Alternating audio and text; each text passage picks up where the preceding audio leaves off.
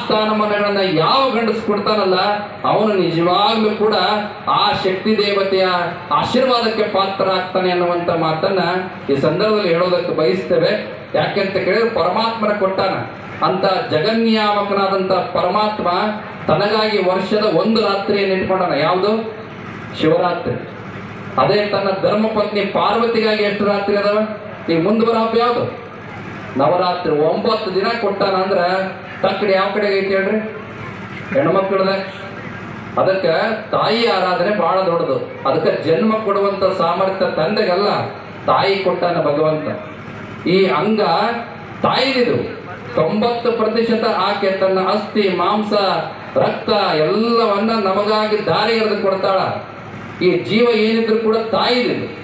ಆಕೆಯ ಮತ್ತೊಂದು ಪುನರ್ಜನ್ಮ ಸ್ವರೂಪವಾಗಿ ನಾವು ಹುಟ್ಟಿರ್ತೇವೆ.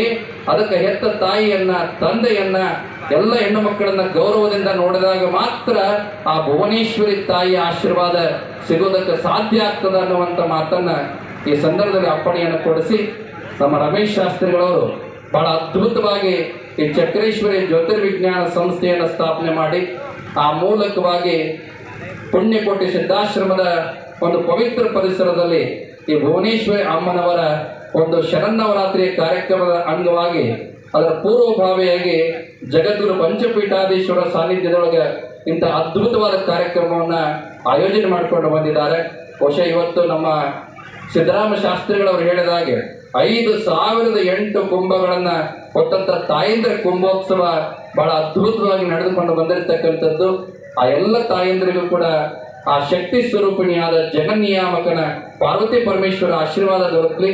ರಮೇಶ್ ಶಾಸ್ತ್ರಿಗಳು ಮಾಡ್ತಕ್ಕಂಥ ಎಲ್ಲ ಕಾರ್ಯಗಳಲ್ಲಿ ಯಶೋಕೀರ್ತಿ ಪ್ರಾಪ್ತವಾಗಲಿ.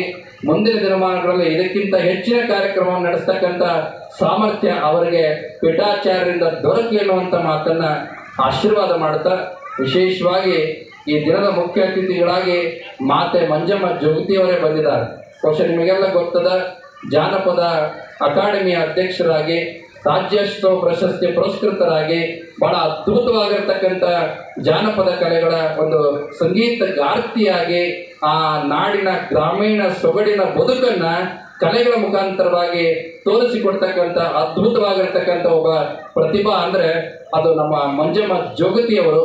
ಬಹುಶಃ ಆ ತಾಯಿ ನಮ್ಮ ಉಜ್ಜಯಿನಿ ಪಕ್ಕದ ಕೂಡ್ಲಿಗಿ ತಾಲೂಕಿನವರೇ ಆಗಿರ್ತಕ್ಕಂಥದ್ದು ಒಂದು ವಿಶೇಷ ಅನ್ನುವಂಥ ಮಾತನ್ನ ಈ ಸಂದರ್ಭದಲ್ಲಿ ತಿಳಿಸ ಬಯಸ್ತಾ, ಅವರಿಗೂ ನಮ್ಮ ಸಿದ್ದು ಪಾಟೀಲ್ರವರು